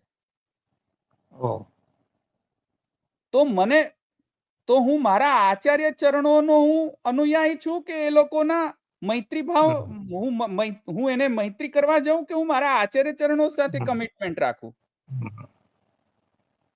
અને આજે મારા ફેમિલીમાં 80% સ્વામિનારાયણ સંપ્રદાયનો ના શિષ્યો છે મારા જ ફેમિલીમાં, તોય હું પ્રોડ્યુસ કરું છું એનું ખંડન. તો શું મને નહીં દબાણ આવતું હોય મારા ઘરેથી કે શા માટે તું સ્વામિનારાયણ સંપ્રદાય કે બીએપીએસ ના માટે બોલી રહ્યો છે? મારા 80% લોકો બીએપીએસ ના છે અનુયાયી. તો શું હું મારા પર્સનલ રિલેશનશિપ આડે લાવું છું? ના. હું તો મને કોઈ ફરક પડતો નથી. જેને સંબંધ રાખવો હોય મારી સાથે, પર્સનલ સંબંધ રાખવો હોય તો રાખે અને ન રાખવો હોય તો ન રાખે. મને કોઈ જ ફરક પડતો નથી. મને ફરક પડે છે કે મારા આચાર્ય ચરણો, મૂળ આચાર્ય, અને હું જે સંપ્રદાયનો અનુયાયી છું ને જે સિદ્ધાંત મૂળ સિદ્ધાંત છે તેને ખોટું રિપ્રેઝન્ટેશન ના થવું જોઈએ. અસત્ય વાત નહીં કરો, બસ. ખોટી વાત નહીં ફેલાવો તમે. તો એના કારણે એ જે ગૌડ સંપ્રદાયનો જે ગોસ્વામી જેણે આ વિધાન કર્યું હતું કે પ્રેંખ પર્યંક શયનમ એ ચાઇલ્ડ પોર્નોગ્રાફી છે, એના સાથે તમે જઈને વેબિનાર્સ કરો છો, સેમિનાર્સ કરો છો, અને એના નામે સેમિનાર્સ કરો છો તમે કે આ તો મૈત્રીપૂર્ણ એક પ્રકારનો સુહૃદ ભાવથી અમે એક પરસ્પર એક સંપ્રદાય બીજા સંપ્રદાય સાથે એક ચર્ચા, હેલ્ધી ચર્ચા, સ્વસ્થ ચર્ચા. અરે સાની સ્વસ્થ ચર્ચા? Terror and trade cannot go in parallel. બરાબર છે. Dialogue and terrorism cannot go in parallel. સાની સ્વસ્થ ચર્ચા? સ્વસ્થ ચર્ચા માટે સ્વસ્થ એન્વાયરમેન્ટ હોવું જોઈએ. સ્વસ્થ ચર્ચા માટે વાણી સ્વસ્થ હોવી જોઈએ. સ્વસ્થ ચર્ચા માટે વિધાઉટ અનપ્રેજુડાઇઝ્ડ અનબાયસ્ડ માઇન્ડસેટ હોવું જોઈએ. સ્વસ્થ ચર્ચા માટે તમે એક બાજુ ટેરરની, વર્બલ એબ્યુઝની બંદૂકો છોડો કે તમારા ગુસાઈજી જે છે પ્રેંખ પર્યંક શયનમાં ચાઇલ્ડ પોર્નોગ્રાફી ચલાવે છે, અને એ જ વ્યક્તિ સાથે તમે બેસીને સ્વસ્થ ચર્ચા કરી રહ્યા છો સેમિનારની અંદર. શેમ ઓન યુ. સ્વસ્થ ચર્ચાના નામે તમે શું જાણતા નથી કે જે વ્યક્તિ સાથે તમે સેમિનાર કરી રહ્યા છો તો શું તમે એની બેકગ્રાઉન્ડ નથી ચેક કરતા? શું તમે એમની કોઈ પણ આજે જે યુટ્યુબ ઇન્ફ્લુએન્સર પણ હોય ને, નાનો મોટો પણ, તો કોઈ ગેસ્ટ સ્પીકરને બોલાવે ને તો બેકગ્રાઉન્ડ ચેક કરે કે શું એનો વિચારધારા છે, એને પહેલા શું કર્યું છે, શું નથી કર્યું, મારા ધર્મ વિશે એની શું માન્યતાઓ છે. તો તમે જ્યારે કોઈ વ્યક્તિને સેમિનારમાં બોલાવો છો અથવા તો એ વ્યક્તિ આવી ચડે છે તમારા સેમિનારમાં, તો શું તમારામાં એટલી હિંમત નથી પૂછવાની, એટલીસ્ટ ઓનલાઈન રેકોર્ડ થતું હોય ત્યારે, કે શું તમે આવો વિધાન કર્યો તો કે પુષ્ટિ માર્ગમાં પ્રેંક પર્યંક શયનમ ચાઇલ્ડ પોર્નોગ્રાફી છે, અને જો એમ તમે વિધાન કર્યો હોય તો શું તમે એપોલોજાઇઝ કરવા માટે તૈયાર છો? શું એફિડેવિટમાં તમે લખી આપવા તૈયાર છો કે I respect Shri Gusaiji and I respect Shri Mahaprabhuji? Then only we can do a સ્વસ્થ ચર્ચા. જેમ પ્રધાનમંત્રી શ્રી કહે છે કે terror and trade cannot go hand in hand. બંદૂક અને બાતચીત cannot happen at the same time. તમે એક તરફ આચાર્ય ચરણો ઉપર બંદૂક તાણીને બેઠા છો, એક તરફ ગુસાઈજી ઉપર બંદૂક તાણીને બેઠા છો, અને બીજી તરફ તમે એમ કહી રહ્યા છો કે અમારે સ્વસ્થ ચર્ચા કરવી છે, પરસ્પર મૈત્રી ભાવથી ચર્ચા કરવી છે. નહીં ચાલે આ. અને હું કોઈ લાસ્ટ નેમ ગોસ્વામીથી કોઈ ઇન્ફ્લુએન્સ્ડ નથી, નહીં ચાલ્યા. અને હું તો બોલીશ જે સત્ય છે એવું બોલીશ. જ્યારે તમે અબ્યુઝ કરો અમારા મૂલાચાર્યને, જ્યારે અમે અમારા પુષ્ટિ માર્ગના મૂળ સિદ્ધાંતને અબ્યુઝ કરો, ખોટી વાત ભ્રમણા ફેલાવો, અસત્ય વાત ફેલાવો તમે, તો હું બોલીશ. બીજા એક બે લાસ્ટ 2 ક્વેશ્ચન્સ પૂછવા છે કે એક તો તમે આ જે વિડીયોઝ અપલોડ કર્યા બેપ્સ ની અગેન્સ્ટમાં, બેપ્સ સંપ્રદાયની અગેન્સ્ટમાં, તો એમાં તમે તમારી ગુરુની આજ્ઞા લીધેલી? અને એટલે એ અપલોડ કરતા પહેલા એક મિનિટ, વન બાય વન, કારણ કે તમે ઘણા બધા પ્રશ્ન એક સાથે પૂછો પછી મને યાદ નથી રહેતો. ઓકે, એટલે આ હું પ્રશ્નનો આન્સર આપી દઉં. એક વાત સમજો, I am an independent person and I believe in independently expressing my views also. અને ધર્મના બાબતમાં જે પુષ્ટિ માર્ગમાં પણ કહેવામાં આવ્યું છે, આચાર્ય ચરણોએ કહ્યું છે સેવા કૃતિર ગુરોરાજ્ઞા બાધનમ વા હરિચ્છયા. તો જેમાં મૂળ સિદ્ધાંતમાં જો સમજમાં ના આવતું હોય તો સિદ્ધાંતને સમજવા માટે ડેફિનેટલી હું મારા ગુરુને કન્સલ્ટ કરું છું. પણ એટ ધ સેમ ટાઈમ હું એક સ્વતંત્ર વ્યક્તિ પણ છું. મારી એક સ્વતંત્ર વિચારધારા પણ છે, મારી એક સ્વતંત્ર એક વર્કિંગ સ્ટાઇલ છે, મારી એક સ્વતંત્ર ધર્મને બીજાને કઈ રીતે સમજાવવું, ધર્મના ફ્રેમવર્કમાં રહીને, સંપ્રદાયના ફ્રેમવર્કમાં રહીને, સંપ્રદાયના સિદ્ધાંતોના ફ્રેમવર્કમાં રહીને એક મારી સ્વતંત્ર એક સ્ટાઇલ છે, વર્કિંગ સ્ટાઇલ છે. હવે સ્વામિનારાયણ સંપ્રદાય વિશે બોલવું કે ન બોલવું એમાં મારે કોઈ ગુરુ આજ્ઞાની જરૂર નથી. મારી અસ્મિતા છે. આચાર્ય ચરણોનો હું આઈ એમ અ પ્રાઉડ ડિસાઇપલ ઓફ આચાર્ય ચરણ. એમાં કોઈને મને એવું ના કહેવું જોઈએ કે ભાઈ તારી અસ્મિતા તું જગાડ. અસ્મિતા જગાડવા માટે મારે ગુરુની આજ્ઞા લેવાની જરૂર નથી. ગુરુએ મને અસ્મિતા આપેલી જ છે. જે ગુરુને હું ફોલો કરી રહ્યો છું એમણે મને આ અસ્મિતા આપેલી જ છે પહેલેથી, અને એ અસ્મિતા કેળવવા માટે, પુષ્ટિ અસ્મિતા કેળવવાની મને પહેલેથી જ very nice, very nicely explain. બીજું, આ વિતંડાવાદ નો અર્થ શું? યોગિક અર્થ કે રૂઢિ અર્થ કે ડિક્શનરી મિનિંગ શું થાય? લોકો કહે છે કે તમે વિતંડાવાદ કરો છો, તો વિતંડાવાદ નો મિનિંગ શું થાય? હવે લોકો તો શું છે કે ટકે શેર ભાજીને એ બધે રીતે એક શબ્દ પકડીને વિતંડા શબ્દ પકડીને એક એવો કંઈક એવી રીતે એનો યુઝ કરે છે કે જાણે કઈ શું છે કે એનો અર્થ કરન્સીની જેમ. હા કરન્સીની જેમ યુઝ કરે છે, જ્યાં ત્યાં એનો ઉપયોગ કરતા રહે છે શબ્દનો. વિતંડા શબ્દનો અર્થ થાય છે ગૌતમ ન્યાય સૂત્રના અંતર્ગત, જેણે ન્યાય સૂત્ર ભણેલા હોય. ન્યાય સૂત્રની અંતર્ગત ગૌતમ ન્યાય સૂત્ર કહે છે કે સ્વપ્રતિપક્ષ સ્થાપના હીનો વિતંડા. સ્વપ્રતિપક્ષ સ્થાપના હીનો ઇતિ વિતંડા.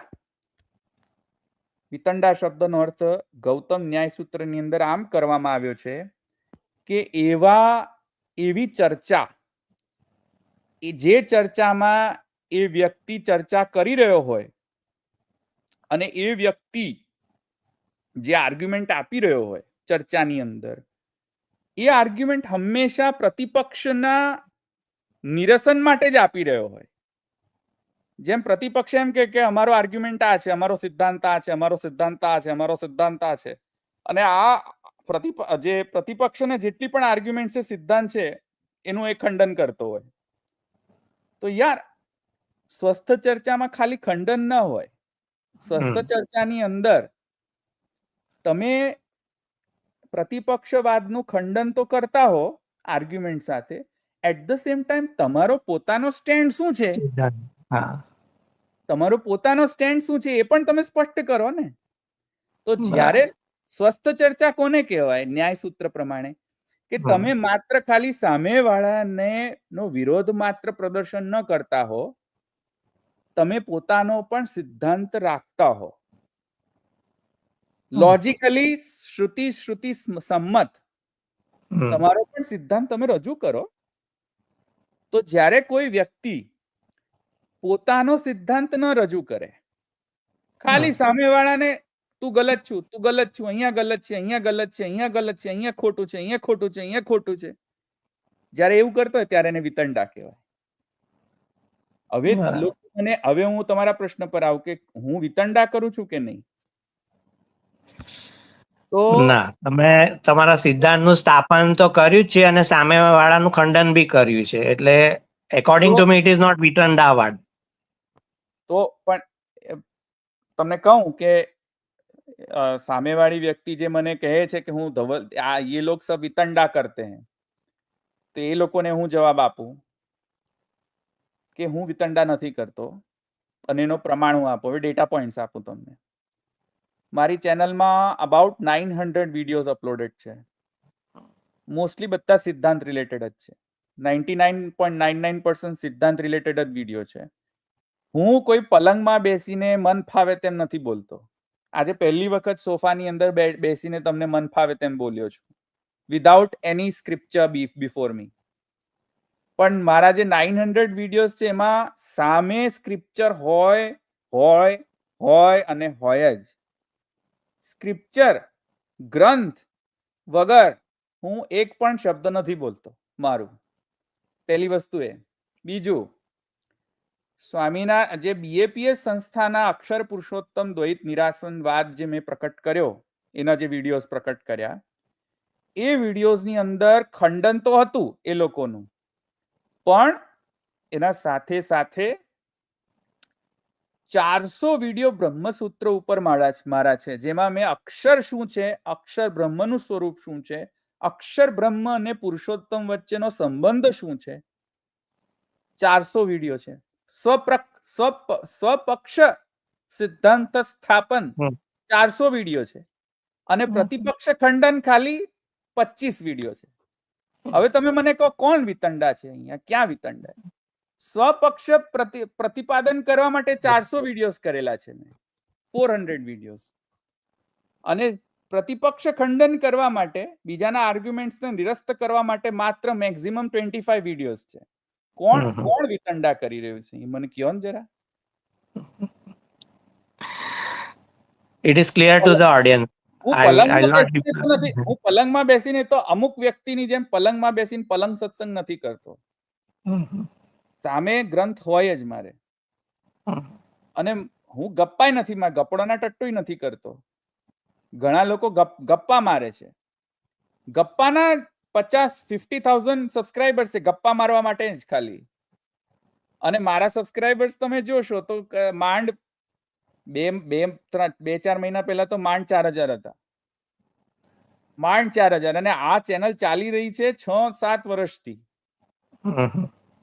તો મને નથી લાગતું કે મારે કોઈ પણ પ્રકારનો અભિમાન કરવો જોઈએ મારા ચેનલ માટે. મારા ચેનલમાં છે જ નહીં કાંઈ કે મને કયા સેન્સેશનલાઇઝ કરવાની જરૂર પડતી હોય. અને ભગવત કૃપાથી, મહાપ્રભુની કૃપાથી અને મારા માતા પિતાની કૃપાથી મારી પાસે ઘણું બધું દ્રવ્ય છે.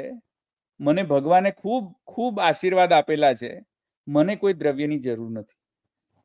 પહેલી વાત. સેકન્ડ, મને કોઈ સેન્સેશનલાઇઝ કે ફેમ માટે કોઈ જરૂર નથી, કારણ કે હું મારા પ્રોફેશનલી એટલો બધો મને ભગવાને પ્રોફેશનલી એટલો બધો મને સક્સેસફુલ બનાવ્યો છે કે મારે આ ફેમ તો એના સામે કાંઈ જ નથી. મારી પ્રોફેશનલ ફેમ તમારે કોઈને જોવી હોય તો લિંક્ડઇનમાં મારું પ્રોફાઇલ જોઈ લો. મારી પ્રોફેશનલ ફેમ જોઈતી હોય, જોવી હોય તો મારો બાયોડેટા સીવી પણ છે એની અંદર, એ જોઈ લો. મારો ફેમ તમારે જોવો હોય, મારે સેન્સેશનલાઇઝ કરવાની કોઈ જરૂર નથી. અહીંયા મને શું મળવાનું હતું સેન્સેશનલાઇઝ કરવાથી? મને તો કાંઈ મળવાનું જ નથી.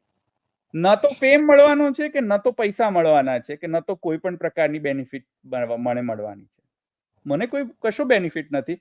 હા, મને એક બેનિફિટ બહુ મળે છે કે મને બધા ઓડિયન્સ તરફથી ખૂબ ભરીને ગાળો મળે છે. ભરીને મસ્ત મજાની ગાળો મને સાંભળવા મળે છે રોજ. તો એ મારા માટે સેન્સેશનલાઇઝેશનનો કંઈક તો એક પ્રકારનો શું હોય કે એક પ્રકારનો મોટિવેશન કદાચ હોઈ શકે. ગાળો સાંભળવા માટે કદાચ હું કરતો હોઉં તો કદાચ એ સાચી વાત છે કે ગાળો સાંભળવા માટે કદાચ મેં કર્યું હશે. પણ મારો professional fame, I have written more than 100 blog posts. I am an avid reader and avid writer also. I have gone and presented in an international conference, Parliament of World's Religions at Salt Lake City in 2015. And I have presented in interfaith tolerance and in environment conservation. I have worked with so many other religious leaders. I don't need any fame. And I am not here for fame. મને કઈ જરૂર નથી ફેમની. તો સેન્સેશનલાઇઝ કરવા માટે નથી આ. મારા આચાર્ય ચરણોની મારી કમિટમેન્ટ છે. અને હું જે સંપ્રદાયના મૂળ સિદ્ધાંતોમાં માનું છું, એક મિસરિપ્રેઝન્ટ ના થવા જોઈએ એઝ એ સનાતન ધર્મનો અનુયાયી તરીકે. એ મારી ડ્યુટી છે જે હું બજાવતો રહીશ. અને એ ડ્યુટીના હેઠળ જ મેં આ સ્વામીના જે બીએપીએસ સંસ્થાનો જે વાદનો નિરસનના વિડીયોઝ જે છે મેં પ્રકટ કરેલા છે કે એ શુદ્ધ સ્પોર્ટ્સમેન સ્પિરિટથી મેં કરેલા છે. એમાં કોઈ મારો પ્રેજુડાઇસ નથી, કોઈ મારો બાયાસ નથી, કોઈ વિદ્વેષ નથી, વ્યક્તિ પ્રત્યે નહીં કે સંસ્થા પ્રત્યે નહીં, કે મૂળ આચાર્ય પ્રત્યે નથી મારો વિદ્વેષ. આ મારો સ્ટેન્ડ છે. બરાબર.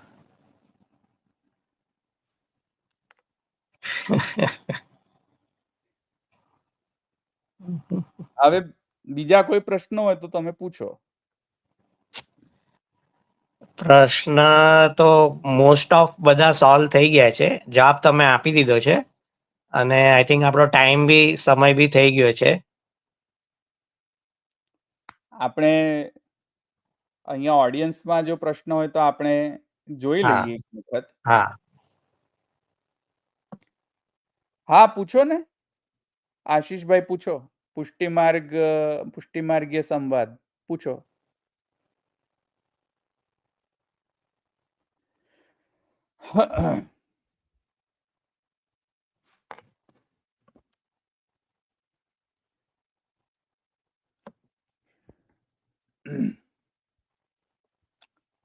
હા, પૂછો પ્રશ્ન. કોઈ જો બીજા હોય ઓડિયન્સમાંથી પ્રશ્ન, આ વિષય મારા પર રાખજો પ્રશ્ન. વિષય આજે ધવલ પટેલ છે તો વિષય ઉપર પ્રશ્ન કરો તો સારું છે. ઓ ભાઈ, કલ્યાણ પથ હવે મારે તમને લિસ્ટ ઓફ બુક્સ નથી મારે આપવી. મેં વાંચ્યું છે અને મેં સાંભળ્યું છે. તમારા મૂવીઝની અંદર પણ તમે આ જ કહેલું છે એક મૂવીની અંદર, જે તમે અક્ષરધામમાં બતાવો છો. આ વાત છે 30, 20 કે 25 વર્ષ પહેલાની છે. I am not going to go into a rabbit hole and giving your references about it. Swaminarayan સંપ્રદાયની જેમ અન્ય સંપ્રદાય દ્વારા કૃષ્ણ નિંદા જોવા મળી રહી છે, એના વિષય પર તમારું શું કહેવું છે? કૃષ્ણ નિંદા તો હું ડેફિનેટલી હું વખોડીશ, કારણ કે હું કૃષ્ણ ભક્ત છું. નંબર 1. નંબર 2,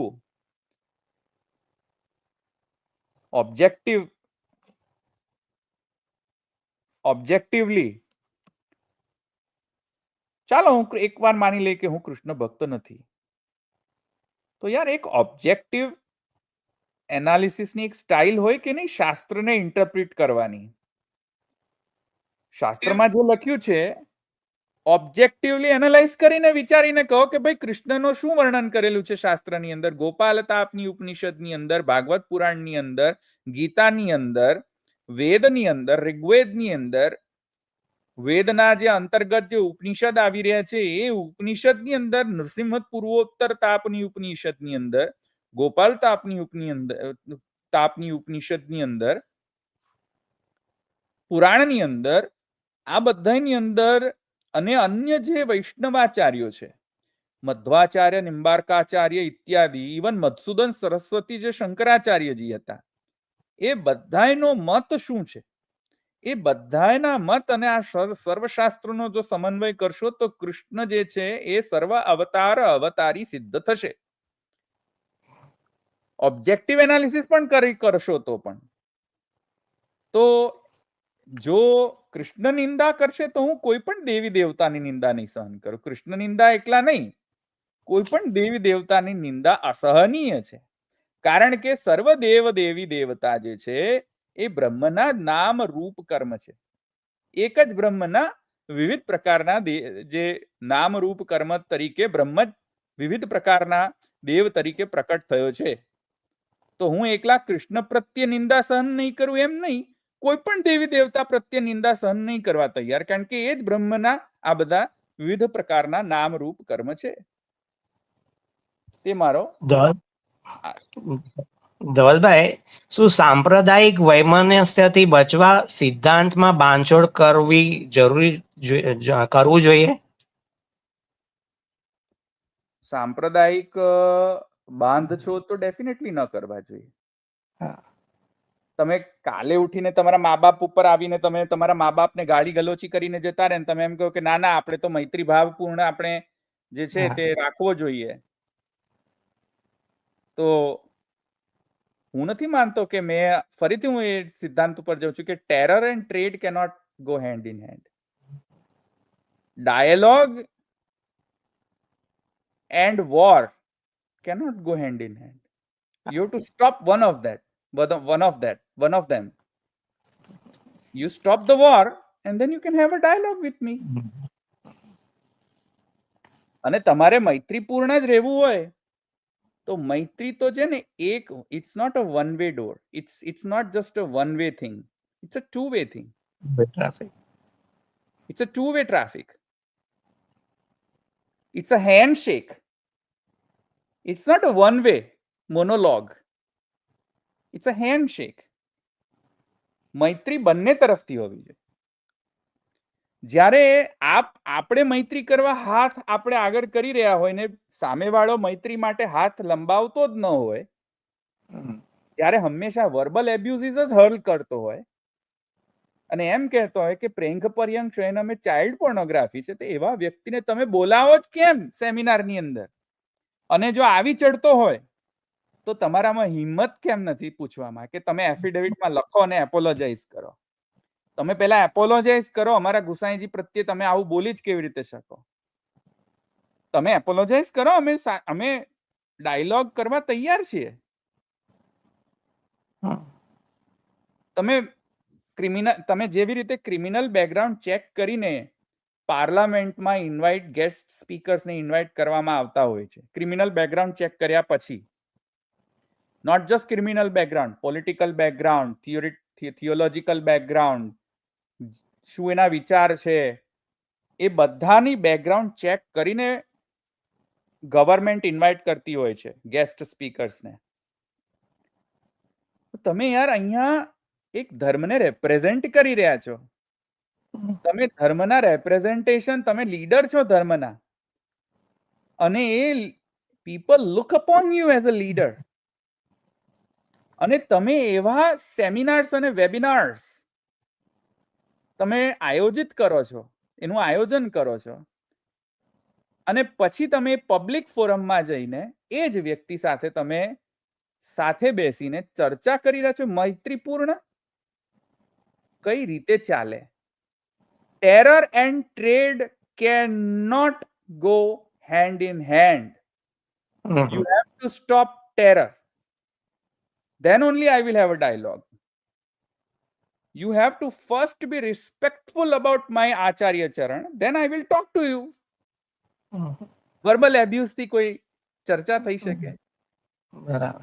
કહો, કોઈ વર્બલી એબ્યુઝ કરતો હોય આપણને, તો આપણે શું ચર્ચામાં જઈશું? પહેલા વર્બલ એબ્યુઝ ને સ્ટોપ કરો. તમે પણ શીખો રિસ્પેક્ટફુલ ડાયલોગ કઈ રીતે થાય, પછી હું રિસ્પેક્ટફુલ ડાયલોગ કરવા તૈયાર છું.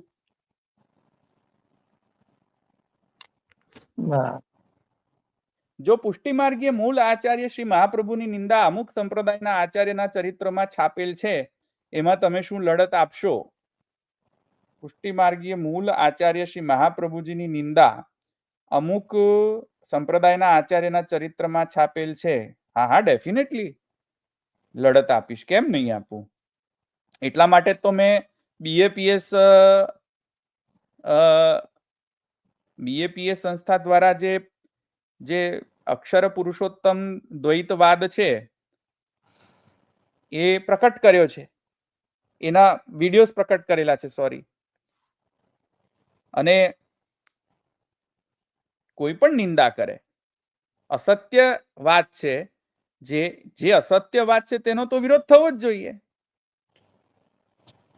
ડેફિનેટલી કોઈ બે મત નથી મારા તરફથી તો એમાં. બીજા પ્રશ્નો 1 મિનિટ આપણે જોઈ લઈએ. પહેલેથી હું જોઈ લઉં કે કોઈ પ્રશ્ન મિસ નથી થયો ને.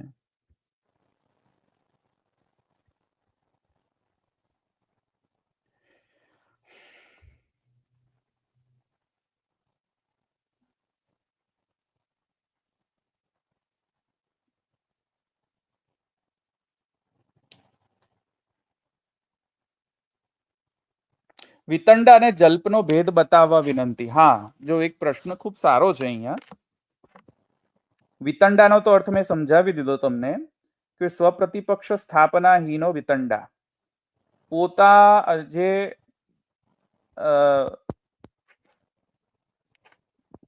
સામેવાળી જે પ્રતિપક્ષ છે એ સામેવાળા પ્રતિપક્ષનો જ ખંડનમાં લાગી રહેતો હોય, પોતાનો પક્ષ શું છે ક્લિયર જ ન કરતો હોય,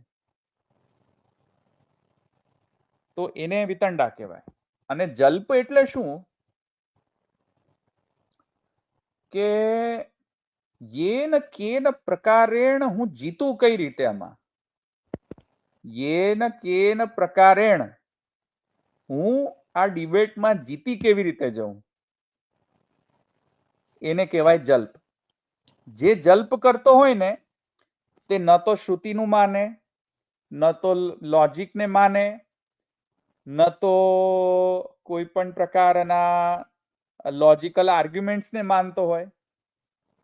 જલ્પ કરનાર વ્યક્તિ જે છે એ હંમેશા જીતવાના જ પ્રયાસ કરતા હોય, યેન કેન પ્રકારેણ. હું તમને એક એક્ઝામ્પલ આપું જલ્પનો. મારા પ્રમાણે એક ધર્મ સભાનું આયોજન થયું.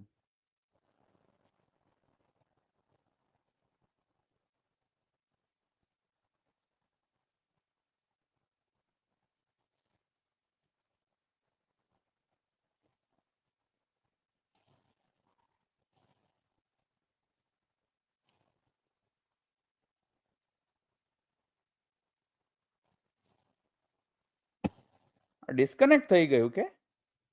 હા, વોઇસ નથી આવતું. હવે હા, આવે છે. હવે આવ્યું ને? હા, હા. એટલે એક ધર્મસભા યોજાઈ.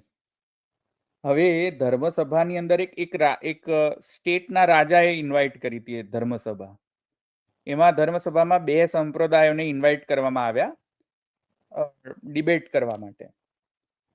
તો હું નામ નહીં દઉં કોણ કયા સંપ્રદાય હતા, પણ તમે બધા સમજી શકો છો હું કોની વાત કરી રહ્યો છું, પણ નામ નથી દેતો. તો એ સંપ્રદાયના એ રાજાએ ઇન્વાઇટ કર્યા એમના મહેલમાં 2 ધર્મના સંપ્રદાયોને ડિબેટ કરવા માટે, પોતાના સિદ્ધાંત ઉપર ડિબેટ કરવા માટે. તો જે એક સંપ્રદાય હતો એ તો આવી ગયો, એમના રેડી હતા કે ચાલો આપણે શાસ્ત્રીય ચર્ચા કરવાની છે, તો આનંદ છે, આપણે શાસ્ત્રીય ચર્ચા કરશું. તો એ તો બધા આવી ગયા સભાની અંદર. અને જે બીજા બીજો ધર્મ સંપ્રદાય વાળા વ્યક્તિઓ હતા, બધા ભજન કરવા માંડ્યા. ઝીંચીક ઝીંચીક ઝીંચીક ભજન કરવા માંડ્યા અને જયકાર બોલાવવા માંડ્યા. જય હો, જય હો, જય હો, જય હો. આવીને તરત સભાની અંદર એન્ટ્રી કરીને જય હો, જય હો, જીતી ગયા, લાલજી જીત્યા, લાલજી જીત્યા, લાલજી જીત્યા, લાલજી જીત્યા, હે લાલજી જીત્યા, લાલજી જીત્યા, જીતી ગયા. અરે પેલા લોકો કહે છે કે ભાઈ અહીંયા તો હજુ આપણે સિદ્ધાંતની જ ચર્ચા નથી કરી, લાલજી કેવી રીતે જીતી જાય છે? તો કે ના, લાલજી જીતી ગયા. હવે આ જે સેલ્ફ પ્રોક્લેમ્ડ વિક્ટરી જે છે ને કે હું જીતી ગયો, આને જલ્પ કહેવાય. તમે સમજ્યા કે નહીં? જલ્પ કોને કહેવાય? ગૌતમ ન્યાય સૂત્રમાં જલ્પની ડેફિનેશન છે કે જે હંમેશા જીતવા માટે જ ઈચ્છા રાખતો હોય, એને શ્રુતિ સાથે લેવા દેવા નથી, શાસ્ત્ર સાથે લેવા દેવા નથી, પ્રમાણ સાથે લેવા દેવા નથી, લોજિકલ આર્ગ્યુમેન્ટ સાથે લેવા દેવા નથી. લાલજી જીત્યા થઈ ગયું, બસ લાલજી જીત્યા થવું જોઈએ. તો લાલજી જીત્યા થઈ ગયું. અને પછી તો બધાને એમ ખબર પડી કે ઓહો આ સંપ્રદાય જીતી ગયો, જીતી ગયો, જીતી ગયો. પણ અંદર શું થયું એ તો ખબર નથી ને, કોઈ એક ચર્ચા જ નથી કરી. આઈને તરત ભજન ચાલુ કરી દીધું અને કોઈને બોલવા જ ના દે. ભજન એવું ચાલુ કરતો કોઈને બોલવા જ ના દે. તો એ જલ્પ કહેવાય. જલ્પ બરાબર હા, બસ જલ્પ બરાબર લાલજી જીત્યા. તુમ જો બોલે સો જૂઠ, લાલજી જીત્યા. તુમ જો કહે સો જૂઠ. એ રીતનું. હા, આને જલ્પ કહેવાય કે યાર તું મને હજુ તો ચાન્સ નથી આપતો આર્ગ્યુમેન્ટ કરવા માટે, અને તું જાતે જ સેલ્ફ પ્રોક્લેમ વિક્ટરી કે હું જીતી ગયો. યાર એવું કેવી રીતે થાય? તમે અમને ચાન્સ તો આપો આર્ગ્યુમેન્ટ કરવા માટે. અને તમે આર્ગ્યુમેન્ટ આપીએ ચાલો, તો પણ તમે સાંભળવા જ તૈયાર ન હોય કે ના ના આ તો આમ જ હોય. અરે પણ કેમ આમ હોય? તમે સામે પણ લોજિકલ આન્સર આપો કે કેમ નથી આ ગ્રાહ્ય, કે આ દોષ કેમ છે, આમાં કયો દોષ આવે છે, કયો તાર્કિક દોષ આવે છે, આમાં ચક્રાશ્રય દોષ આવે છે કે અનવસ્થા દોષ આવે છે કે કલ્પના લાઘવ આવે છે કે કલ્પના ગૌરવ આવે છે, હેત્વાભાસ આવે છે. અરે આવા બધા દોષોની ચર્ચા કરો. આ જલ્પમાં શું હોય? ના અમારે કઈ નથી સાંભળવું, અમારો વાત સાચો, અમારે કઈ સાંભળવું નથી. એટલે મેં હમણાં 2 દિવસ પહેલા જ મેં અભિષેક સોની કરીને એક વ્યક્તિ છે, એને મને ગાળોની ગાળો જ લખી છે. એને સૈદ્ધાંતિક ખંડન મારું નથી કર્યું, ગાળો જ લખી છે. તો હવે આ ગાળો લખીને સેલ્ફ પ્રોક્લેમ વિક્ટરી કરવાનો જે અત્યારે નવો ટ્રેન્ડ ફાટ્યો છે, એ બધાને હું કહીશ કે તમે લોકો જલ્પ કરો છો, હું વિતંડા નથી કરતો. જે લોકો મને એમ કહે છે કે ये लोग तो सब वितंडा करते हैं, એ લોકોને એમ કહું છું કે તમે લોકો જલ્પ છો. તમે લોકો જલ્પ છો. જે લોકો મને એમ કહી રહ્યા છે કે હું વિતંડા કરું છું, એ લોકોને હું કહી રહ્યો છું કે તમે જલ્પ કરો છો. તમારે જીતવું છે ખાલી. હું જલ્પ નથી કરી રહ્યો કે હું ન તો વિતંડા કરી રહ્યો. 400 વિડીયો છે મારા પોતાના સ્વપક્ષ પ્રતિપાદન કરવા માટે, 400 વિડીયો છે. અને પરપક્ષ ખંડન માટે 25 વિડીયો છે. કોણ જલ્પ કરી રહ્યું છે, કોણ વિતંડા કરી રહ્યું? તમે જ કહો મને. ઓડિયન્સ ઇઝ ધ જજ. યુ આર ધ જજ. You decide.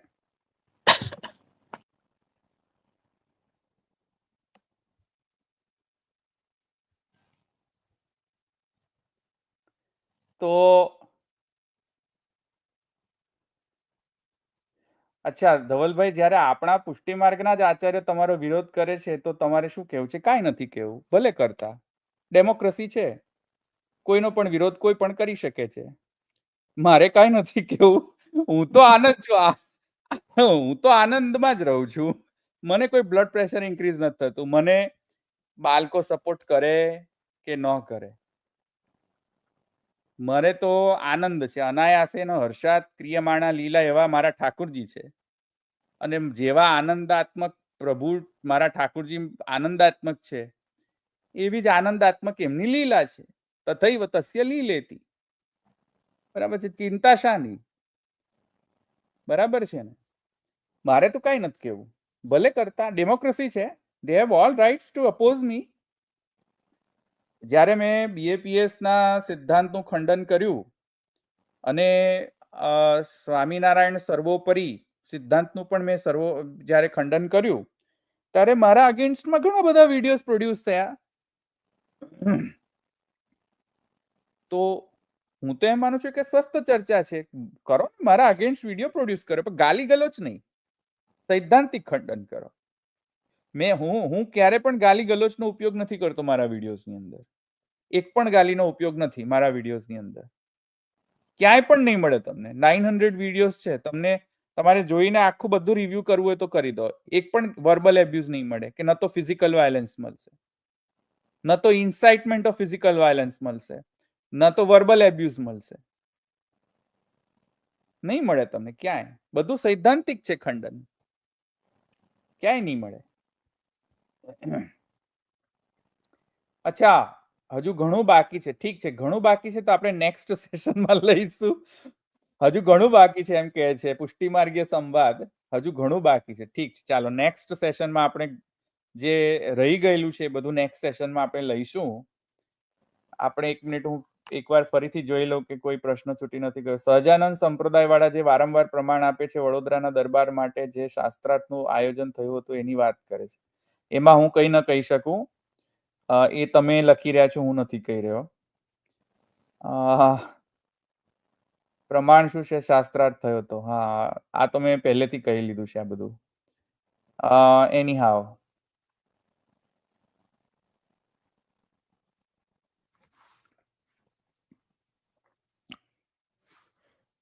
બીજા કોઈ રહી ગયા છે?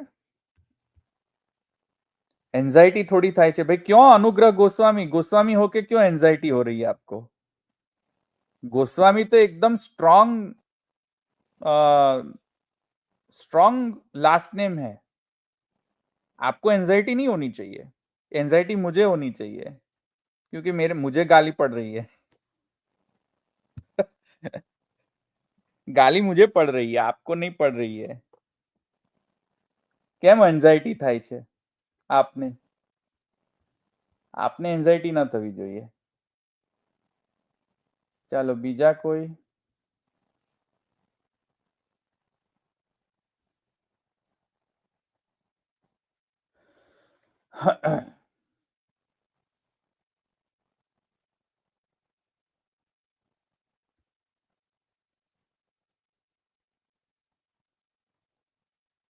બીજા મને લાગે છે કે અમે આન્સર કરી દીધા. બીજા કોઈને જો પ્રશ્ન હોય તો પૂછો, નહીં તો આપણે રાખીએ અહીંયા.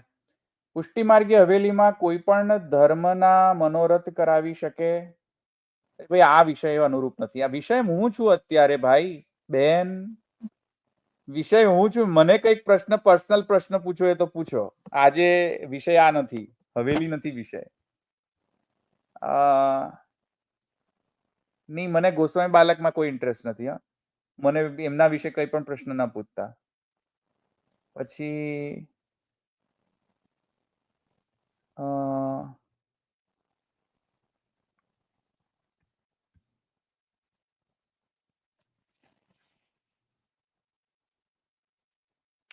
Ilaben does not care about what you say. હા, બરાબર છે.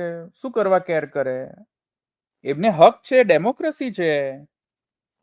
એમને સાંભળવા, કોનું સાંભળવું, કોને ન સાંભળવું, કોનું માનવું, કોને ન માનવું, એમનો પૂર્ણ અધિકાર છે, સ્વતંત્ર છે. શા માટે મારું માને? મને કાંઈ વાંધો નથી મારું ના માને તો. હું તો બોલીશ. હું તો બોલતો રહીશ, ન માને તો પણ બોલતો રહીશ. Like a broken record, I am going to continue voicing my opinion like a broken record over and over and over and over and over again. આનંદસ્ય હરેર લીલા છે ભાઈ, આ તો આનંદ છે બધો, સિરિયસ નહીં લેવું. આનંદસ્ય હરેર લીલા. તમે જાઓ એમની બાજુમાં રહેવા. ના, મારે નથી જવું. હ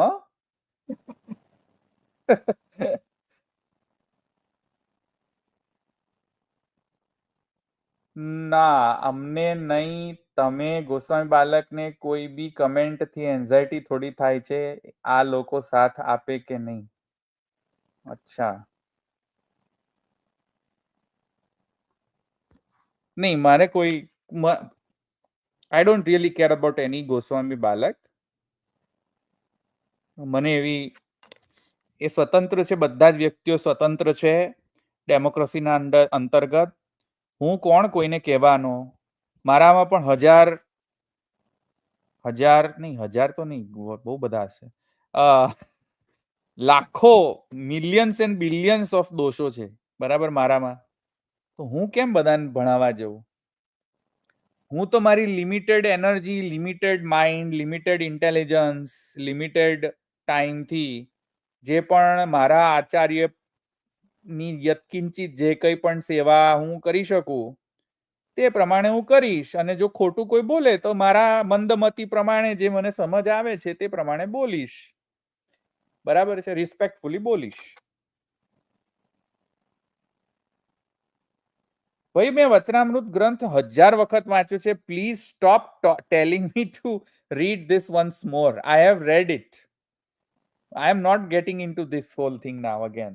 મેં વાંચી લીધા છે બધા ગ્રંથો. વચનામૃત ગ્રંથ વાંચ્યો છે, સત્સંગી જીવન વાંચ્યો છે, સ્વામીની વાતો વાંચી છે, શિક્ષાપત્રી વાંચી છે, શિક્ષાપત્રી ઉપર કમેન્ટ્રી વાંચી છે, બધા તમારા પુસ્તકો વાંચેલા છે, BAPS ના પુસ્તકો વાંચેલા છે, ભદ્રેશ સ્વામીના જે સ્વામિનારાયણ સિદ્ધાંત છે એ વાંચેલો છે, કૃષ્ણ વલ્લભાચાર્યજી દ્વારા એમણે જે વિશિષ્ટાદ્વૈત શું કહ્યો છે એ પણ વાંચ્યો છે. ભાઈ, તમે હવે કેટલું વંચાવડાવશો? મારે કઈ PhD નથી કરવાની. ચાલો બીજા અહીંયા રાખીએ તો આપણે. નિલેશભાઈ, આપણે નેક્સ્ટ સેશનમાં હજુ બીજા પ્રશ્ન હોય તો પછી આપણે નેક્સ્ટ સેશનમાં તમે પૂછજો. ડેફિનેટલી. બીજા તમારા છેલ્લે બીજા કોઈ પણ વિચાર હોય ઉપસંહારની અંદર તો તમે પ્રસ્તુત કરીને પછી આપણે અહીંયા રાખીએ છો. તમારે કઈ બીજા